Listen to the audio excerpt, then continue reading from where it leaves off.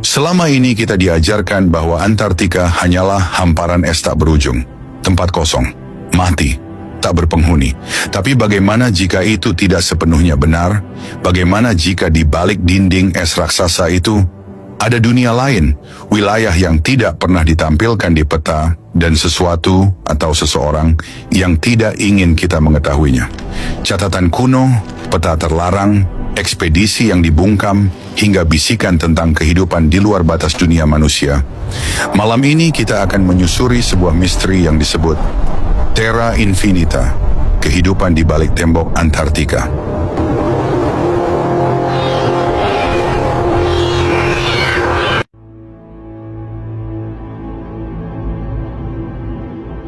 Selama berabad-abad, manusia diajarkan satu versi yang sama tentang dunia.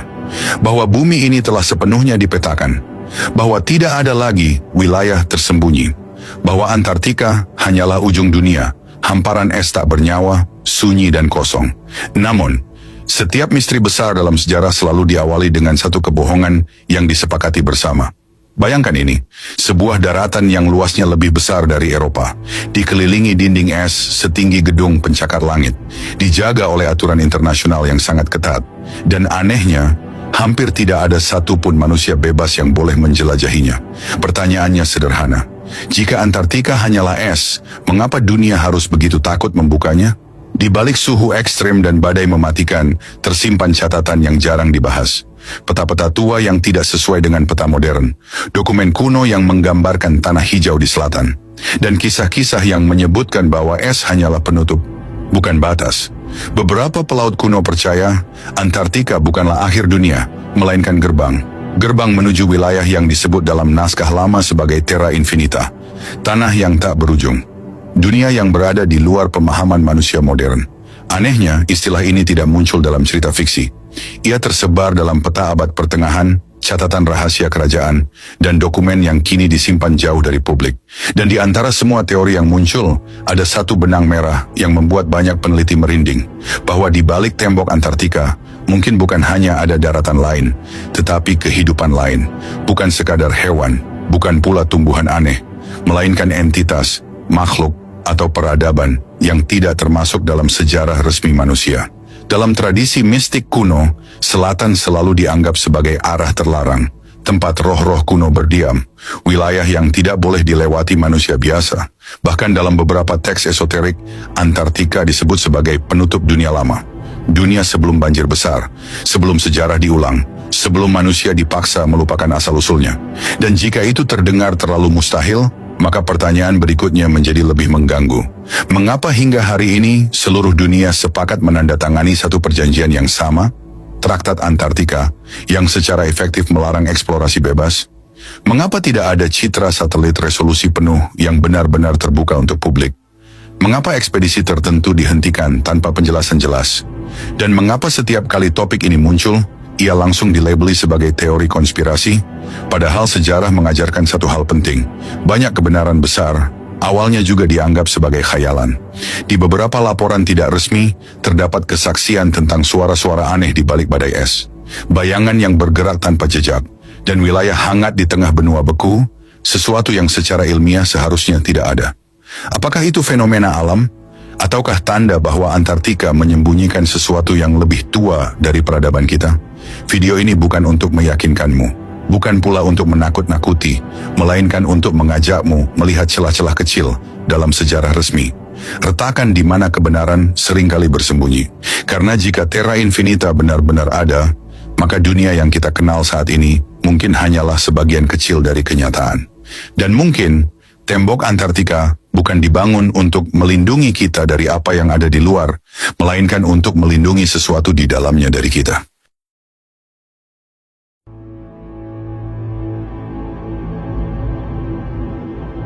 Peta adalah alat paling berbahaya dalam sejarah manusia, bukan karena apa yang mereka tunjukkan, melainkan karena apa yang mereka sembunyikan. Jika Antartika memang hanya hamparan es kosong, maka satu pertanyaan sederhana muncul. Mengapa peta-peta kuno justru menggambarkannya berbeda? Jauh sebelum satelit, radar, dan teknologi modern, para kartografer abad pertengahan telah menggambar wilayah selatan bumi dengan detail yang tidak masuk akal. gunung, sungai, daratan luas tanpa es. Padahal menurut sejarah resmi, Antartika baru ditemukan pada abad ke-19. Salah satu yang paling mengganggu adalah peta Piri Reis tahun 1513. Peta ini menunjukkan garis pantai Antartika tanpa lapisan es. Sesuatu yang secara ilmiah mustahil diketahui pada masa itu. Lebih aneh lagi, garis pantainya cocok dengan data seismik modern yang baru dipetakan ratusan tahun kemudian. Pertanyaannya bukan lagi apakah peta itu akurat, melainkan dari mana Piri Reis mendapatkan sumbernya. Dalam catatannya sendiri, ia mengaku hanya menyalin peta yang jauh lebih tua. Peta-peta dari zaman sebelum bencana besar, zaman yang tidak pernah diajarkan di sekolah. Dan Piri Reis bukan satu-satunya. Peta Orontheus Finaeus tahun 1531 menampilkan Antartika sebagai benua hijau, lengkap dengan sungai dan pegunungan. Peta Philippe Boiche bahkan menunjukkan saluran air besar di bawah lapisan es, yang baru dikonfirmasi sains modern pada abad ke-20. Terlalu banyak kebetulan untuk disebut kebetulan. Beberapa peneliti independen berpendapat peta-peta ini adalah sisa pengetahuan dari peradaban yang jauh lebih tua. Peradaban yang hidup sebelum Antartika membeku. Peradaban yang mungkin pernah menjelajah dunia dengan teknologi yang kini telah hilang. Dan disinilah sejarah mulai terasa tidak nyaman. Dalam banyak mitologi kuno, selatan digambarkan sebagai tempat asal para dewa. Bangsa Sumeria menyebut wilayah ini sebagai tanah para Anunnaki. Tradisi Hindu kuno menyebut adanya dunia di luar cakrawala. Sementara legenda Nordik berbicara tentang tanah jauh di selatan yang tersembunyi oleh kabut dan es. Apakah semua peradaban ini berbohong? Atau justru mereka mewarisi potongan kebenaran yang sama? Menariknya, banyak peta kuno dengan detail ekstrim ini menghilang atau diklasifikasikan. Beberapa disimpan di perpustakaan tertutup, sebagian lain hanya boleh diakses oleh institusi tertentu, dan sisanya lenyap tanpa jejak, seolah ada upaya sistematis untuk memutus hubungan manusia modern dengan pengetahuan masa lalu. Dalam arsip Vatikan, tersimpan ribuan dokumen dan peta yang tidak pernah dipublikasikan. Beberapa peneliti yang mencoba mengaksesnya mengaku menemukan referensi tentang tanah di balik es dan batas dunia yang sebenarnya. Namun setelah itu, akses mereka dicabut. Penelitian dihentikan. Nama mereka menghilang dari diskursus akademik. Apakah ini hanya kebetulan lain? Jika kita menerima bahwa peta kuno ini valid, maka konsekuensinya sangat besar. Itu berarti sejarah manusia tidak linier. Itu berarti ada bab besar yang sengaja dihapus. Dan yang paling mengganggu, itu berarti Antartika mungkin pernah dihuni. Bukan oleh manusia modern, melainkan oleh sesuatu yang lebih tua, lebih maju, atau mungkin berbeda. Dalam beberapa catatan esoterik, Antartika disebut sebagai penjaga pengetahuan, tempat di mana sisa dunia lama disimpan setelah bencana global menghancurkan peradaban sebelumnya. Dan jika benar demikian, maka peta-peta kuno bukan sekadar gambar. Mereka adalah pesan, peringatan, petunjuk bahwa dunia ini pernah jauh lebih luas daripada yang kita kenal hari ini. Pertanyaannya sekarang bukan lagi apakah peta-peta itu salah, melainkan siapa yang paling diuntungkan jika kita percaya bahwa mereka salah? Karena selama peta-peta itu dianggap sebagai kesalahan sejarah, tembok Antartika tetap berdiri, dan Terra Infinita tetap tersembunyi.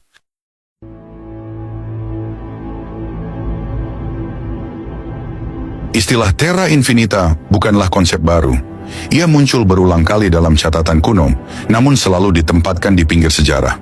Seolah ia hanya catatan kaki, padahal mungkin justru inti dari segalanya. Dalam bahasa Latin, Terra Infinita berarti tanah yang tak berujung. Bukan satu benua, bukan satu pulau, melainkan dunia yang melampaui batas yang kita kenal hari ini. Pada abad pertengahan, banyak peta dunia tidak berakhir di Antartika. Justru sebaliknya, Antartika digambarkan sebagai dinding, batas terakhir sebelum daratan lain dimulai. Dan di balik batas itu, terbentang wilayah luas yang tidak diberi nama. Kosong bukan karena tidak ada, melainkan karena tidak boleh dijelaskan.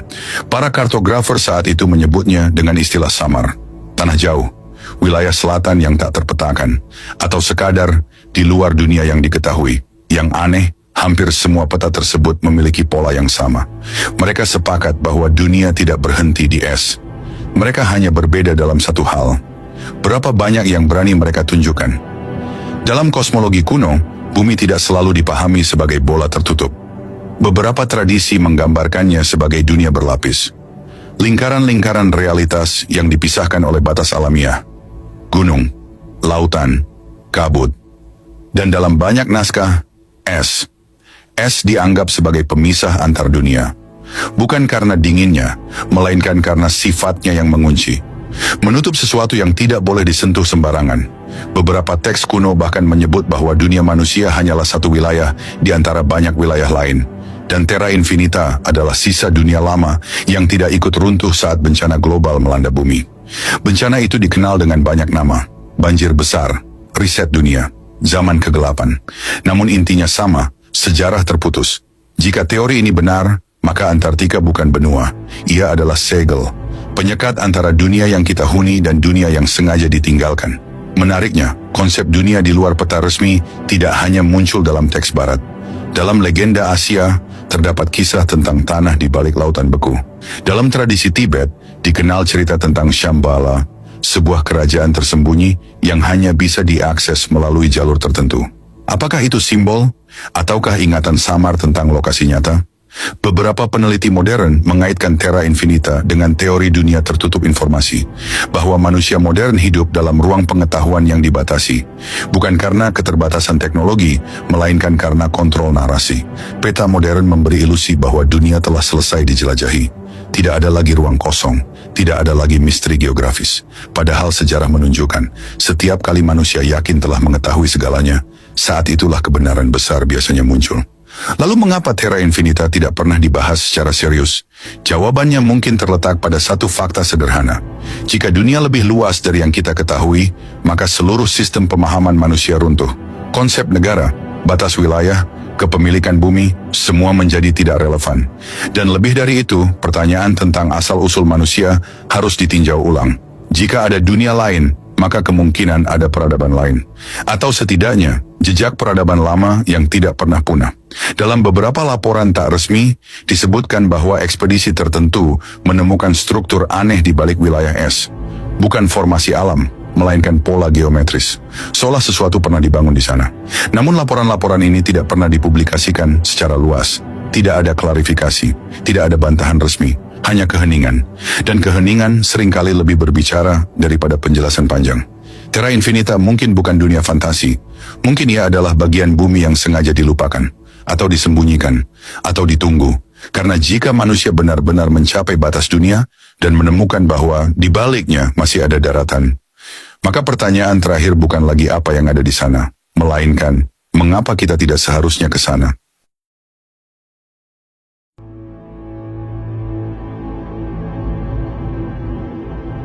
Kisah kesemua perjalanan tercatat dalam buku sejarah. Beberapa ekspedisi justru sengaja dihapus, bukan karena gagal, melainkan karena terlalu berhasil. Sejak awal abad ke-20, Antartika menjadi magnet bagi negara-negara besar. Bukan hanya ilmuwan, bukan hanya penjelajah, tetapi juga militer, intelijen, dan institusi yang tidak pernah muncul di laporan publik. Salah satu peristiwa paling misterius adalah ekspedisi Operation High Jump pada tahun 1946. Secara resmi, misi ini disebut sebagai latihan militer dan penelitian cuaca. Namun kenyataannya, operasi ini melibatkan lebih dari 4.000 personel, kapal perang, kapal induk, dan pesawat tempur. Jumlah yang terlalu besar untuk sekadar penelitian. Ekspedisi ini dipimpin oleh Laksamana Richard E. Byrd, seorang tokoh yang memiliki sejarah panjang dengan wilayah kutub. Namun yang jarang dibahas adalah fakta bahwa Operation High Jump dihentikan lebih cepat dari jadwal, tanpa penjelasan rinci, tanpa laporan lengkap ke publik. Dalam wawancara singkat setelah misi tersebut, Byrd menyampaikan pernyataan yang kemudian jarang dikutip. Ia mengatakan bahwa Amerika Serikat harus bersiap menghadapi musuh yang mampu terbang dari kutub ke kutub dengan kecepatan luar biasa. Pernyataan itu terdengar seperti fiksi ilmiah. Namun mengapa seorang Laksamana berbintang mengucapkannya di media resmi? Beberapa dekade kemudian, dokumen-dokumen yang dideklasifikasi menunjukkan bahwa ada insiden udara tak dikenal selama operasi tersebut. Pesawat hilang, komunikasi terputus, dan laporan kerusakan yang tidak bisa dijelaskan secara teknis. Namun semua detail penting dihapus dari arsip publik. Operation High Jump bukan satu-satunya. Pada tahun-tahun berikutnya, berbagai negara melakukan ekspedisi serupa. Dengan nama berbeda, tujuan berbeda. Namun satu kesamaan yang mencurigakan, selalu ada wilayah tertentu yang tidak boleh dibicarakan. Para ilmuwan yang terlibat seringkali menandatangani perjanjian kerahasiaan seumur hidup. Beberapa dari mereka mengundurkan diri secara tiba-tiba. Sebagian lain menghilang dari dunia akademik. Bukan karena kesalahan, melainkan karena memilih diam. Dalam laporan tidak resmi, terdapat kesaksian tentang zona-zona di Antartika yang tidak tercatat di peta. Wilayah yang tidak boleh dilewati pesawat, area yang memicu gangguan kompas, radar, dan komunikasi. Zona ini tidak diumumkan, tidak ditandai, namun dijaga dengan sangat serius. Beberapa pilot mengaku melihat cahaya aneh di Cakrawala Selatan. Bukan aurora, bukan pantulan es, melainkan cahaya yang bergerak teratur, seolah dikendalikan. Kesaksian-kesaksian ini sering ditertawakan, dilabeli sebagai halusinasi akibat suhu ekstrem. Namun jumlahnya terlalu banyak dan terlalu konsisten. Ada pula laporan tentang ekspedisi sipil yang secara tidak sengaja melanggar batas tak tertulis. Drone hilang, sinyal terputus, dan ketika kembali, data mereka telah dihapus. Bukan rusak, bukan hilang, dihapus. Pertanyaan besar mulai muncul. Jika tidak ada apa-apa di sana, mengapa perlu penjagaan sebesar itu? Traktat Antartika sering dijadikan alasan. Aturan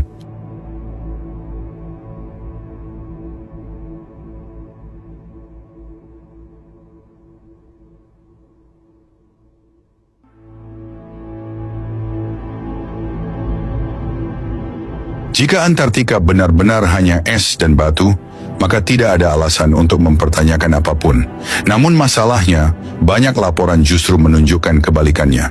Dalam ilmu pengetahuan resmi, kehidupan membutuhkan panas, air, dan energi.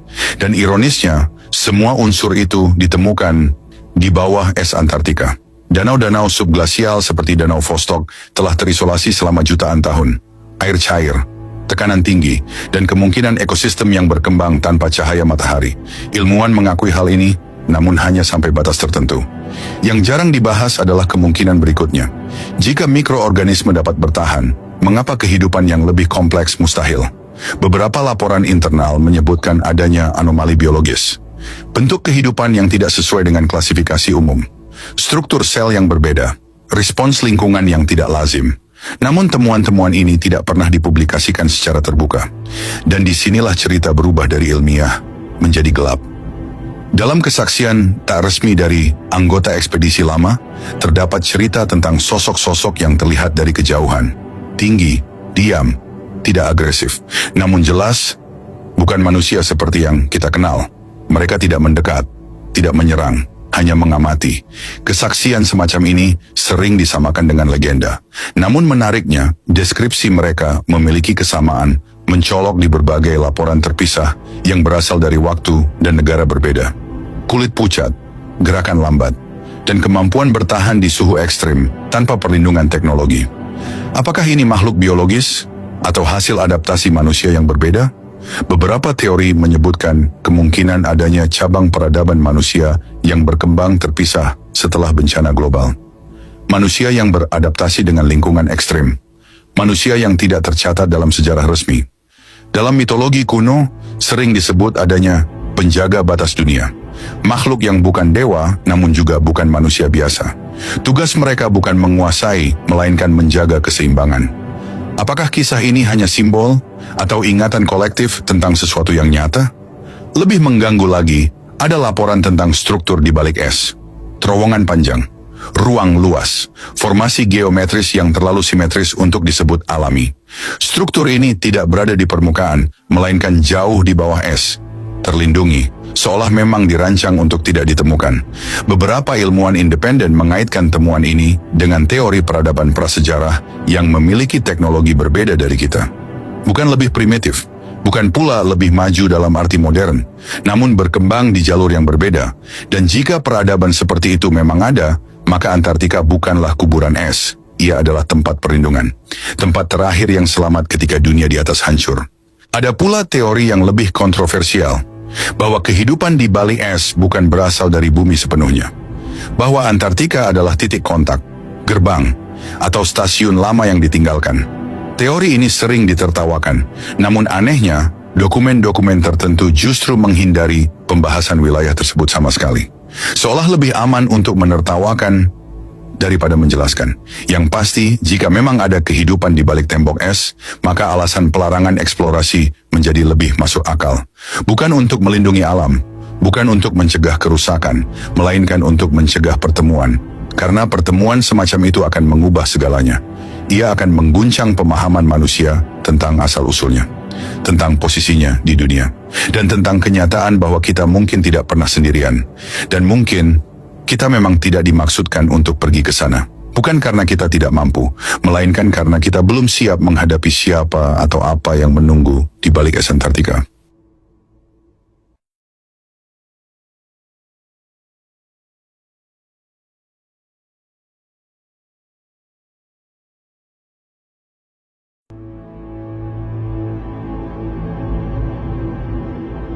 Jika semua misteri ini berdiri sendiri, mungkin mudah untuk mengabaikannya. Namun ketika semuanya mengarah pada satu titik yang sama, maka pertanyaannya berubah menjadi jauh lebih serius. Mengapa Antartika ditutup? Pada tahun 1959, 12 negara menandatangani sebuah perjanjian yang kemudian dikenal sebagai Traktat Antartika. Secara resmi perjanjian ini bertujuan menjaga Antartika sebagai wilayah damai untuk penelitian ilmiah. Tidak ada militer, tidak ada klaim wilayah, tidak ada eksploitasi. Terdengar mulia, terdengar rasional. Namun jika dicermati lebih dalam, aturan-aturan di dalamnya terasa berlebihan. Tidak ada wilayah lain di bumi yang dilindungi dengan cara seperti ini. Hutan hujan bisa dieksploitasi, lautan bisa dikeruk. Bahkan luar angkasa pun diperebutkan. Namun Antartika justru ditutup rapat. Mengapa? Traktat ini tidak hanya melarang aktivitas militer, ia juga membatasi eksplorasi independen. Penerbangan dibatasi, navigasi diawasi, dan wilayah tertentu secara tidak resmi dianggap terlarang. Yang lebih aneh, pengawasan terhadap Antartika melibatkan kerjasama global yang sangat jarang terjadi. Negara-negara yang di tempat lain saling bermusuhan, di sini justru sepakat, diam, patuh, dan tidak banyak bertanya. Seolah ada sesuatu yang lebih besar daripada kepentingan politik.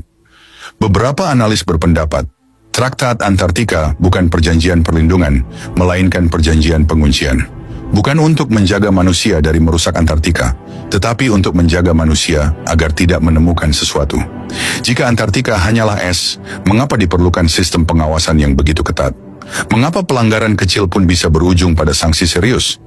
Dan mengapa informasi tertentu tidak pernah dibuka sepenuhnya ke publik? Dalam beberapa dokumen yang bocor terdapat istilah-istilah samar tentang zona sensitif dan risiko non-lingkungan. Istilah yang tidak dijelaskan lebih lanjut. Risiko apa yang tidak berkaitan dengan lingkungan? Beberapa peneliti menyimpulkan bahwa larangan ini berkaitan dengan stabilitas dunia. Bukan stabilitas ekosistem, melainkan stabilitas psikologis manusia. Bayangkan jika Terra Infinita benar-benar terbukti ada. Bayangkan jika dunia ini lebih luas dari yang diajarkan. Bahwa Antartika bukan ujung, melainkan batas buatan. Implikasinya akan menghancurkan fondasi peradaban modern. Sejarah harus ditulis ulang. Agama harus ditafsirkan ulang. Ilmu pengetahuan harus mengakui bahwa ia belum melihat keseluruhan gambaran. Dan mungkin yang paling berbahaya, manusia harus menerima bahwa ia bukan pusat dari segalanya. Ada pula teori yang lebih gelap, bahwa Traktat Antartika bukan kesepakatan antar manusia, melainkan hasil kompromi. Kesepakatan untuk tidak mengganggu, untuk tidak melintas, untuk tidak membuka sesuatu yang seharusnya tetap tertutup. Teori ini sulit dibuktikan, namun ia menjelaskan satu hal penting. Mengapa tidak ada transparansi penuh? Karena transparansi berarti konfrontasi, dan konfrontasi berarti risiko. Risiko terhadap apa? Terhadap siapa? Mungkin terhadap sesuatu yang telah lama berada di sana. Menunggu, mengamati, tidak menyerang selama batas tidak dilanggar. Dalam banyak kebudayaan kuno, terdapat konsep tentang batas yang tidak boleh dilewati. Bukan karena bahaya fisik, melainkan karena konsekuensi eksistensial. Sekali manusia mengetahui terlalu banyak, ia tidak bisa kembali menjadi sama. Dan mungkin itulah alasan sebenarnya mengapa Antartika tetap tertutup. Bukan karena kita tidak mampu menjelajahinya, bukan karena cuaca ekstrem, melainkan karena di balik tembok es itu tersimpan jawaban yang bisa mengubah siapa kita sebenarnya. Jika Terra Infinita memang ada, maka pertanyaannya bukan lagi apakah kita akan menemukannya. Pertanyaannya adalah, apakah dunia siap menerima kebenaran itu, atau justru lebih aman jika tembok Antartika tetap berdiri selamanya?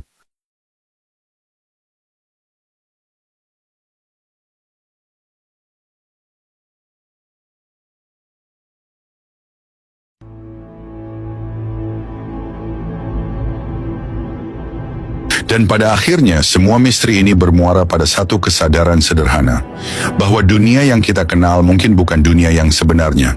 Antartika tetap berdiri sebagai simbol, bukan sekadar benua es, melainkan batas, garis pemisah antara pengetahuan yang diizinkan dan kebenaran yang disembunyikan. Terra Infinita, entah ia nyata atau hanya gema sejarah yang hilang, telah memaksa kita untuk mempertanyakan ulang segala sesuatu yang selama ini dianggap pasti. Peta, sejarah, dan posisi manusia di alam semesta. Mungkin tidak semua kebenaran memang ditujukan untuk ditemukan. Mungkin ada rahasia yang lebih aman jika tetap terkubur di bawah es. Atau mungkin kita hanya belum cukup dewasa untuk menerimanya. Karena ketika tembok terakhir runtuh, bukan hanya dunia yang akan berubah, tetapi cara kita memandang diri sendiri. Jika di balik Antartika benar-benar ada sesuatu, maka ia telah menunggu sangat lama. Bukan untuk ditaklukkan, bukan untuk dijelaskan, tetapi untuk disadari keberadaannya. Dan sampai hari itu tiba, tembok es akan tetap berdiri. Peta akan tetap berakhir di sana, dan Terra Infinita akan terus hidup di antara keraguan dan keheningan. Pertanyaannya sekarang bukan lagi apa yang ada di balik Antartika, melainkan jika suatu hari kebenaran itu dibuka, apakah kita siap hidup di dunia yang tidak lagi sama?